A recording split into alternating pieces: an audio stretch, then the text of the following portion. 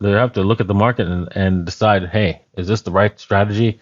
And it's not right now. No matter what strategy you use when you're trading, you have to know when the market's going to change, and you have to change. You have to stop the strategy when the market has said, yeah, that's not going to work anymore.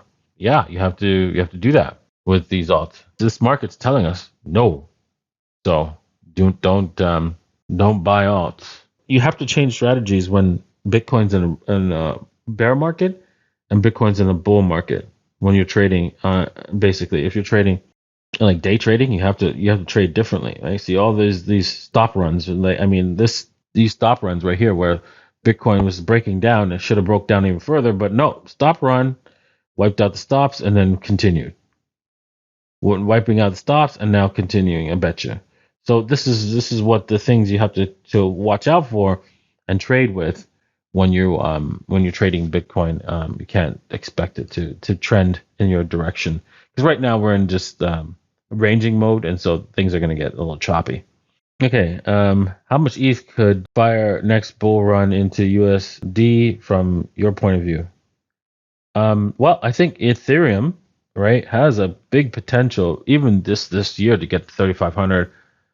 Lots of headwinds going its way because of staking, because the reduced supply, because of the use case of it. People are using it to buy things. This reduces the assets being cashed out for dollars. So thus it has a lot of value there.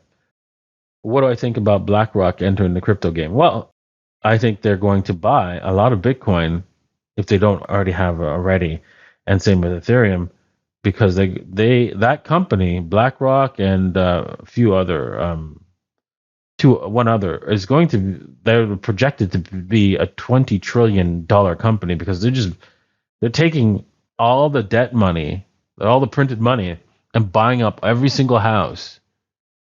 They're printing money and buying up every house, every asset, everything, everywhere, right? Because they can. And so they're going to be worth trillions one day. And so wouldn't be surprised if they start buying up Bitcoin with their printed money. So that's a good thing. But at the same time, what I notice about BlackRock is that they play the game with the rest of them.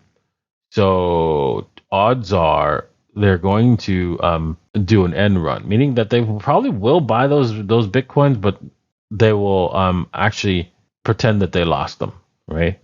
When they have it in your ETF. Because since BlackRock does run the silver ETF in the prospectus, it says that, hey, you know what? If the custodian does not have the crypto, that's not our problem. And since the funny thing is, what I read, right? I quickly looked at it today because I was thinking about doing news. What I read was that guess who's going to be a custodian? The number one exchange that probably doesn't have your crypto, because they don't even have any kind of Merkle tree or anything to look up whether or not they have it, whether they have the crypto that they say they have. And they most wealthy people who want to buy crypto from this exchange, which is Coinbase, they say, oh yeah, you can buy, you can sell, and you can withdraw cash, dollars, but you can't withdraw Bitcoin. You can't withdraw your crypto. What's that all about? What do you need that for? It's ridiculous. So, what are the odds that these guys have your crypto? Slim to none. Okay. So obviously BlackRock's got a policy with Coinbase. Say, hey, you know what? You're gonna buy a little bit of that Bitcoin, and you're gonna pass it right back here. And it's just gonna be like, hey, you're passing it right here, because if you don't, we're gonna crush you. So, and meanwhile, right, their ETF has nothing, right? So they're gonna take it for themselves and then say, hey, you know what? In their perspective, if our custodial doesn't have the Bitcoin, that's your problem. You're gonna have to sue them. That's what it says for his prospectus for silver. So there it is. You see the scam? Do you see it? Hopefully you do, right? Because if you don't, You're going to be subjected to it one day. And hey, you know what? There's plenty of information out there that shows that this is going on. We've talked about it ad infinitum. Here, let me just show you another example, just in case you are blind, dumb, deaf, and stupid, right? Oh, Morgan Stanley to settle class action suit, right? Paying 4.4 million for a class action suit for brokerage clients who bought precious metals and paid storage fees according to court filing, but they were not there.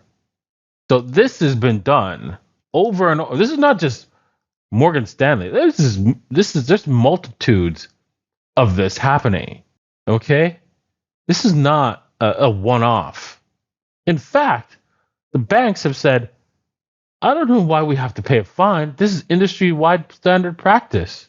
It's industry-wide standard practice to not own the asset they say that you own. I want you to understand that. It's industry-wide standard practice for banks to not own the asset that they say you own. Don't come crying to me if you go after an ETF, right? And you do that. You go down that path. It's clear what's going on. Avoid the banking system to support your crypto purchases because they won't. Okay. Thank you guys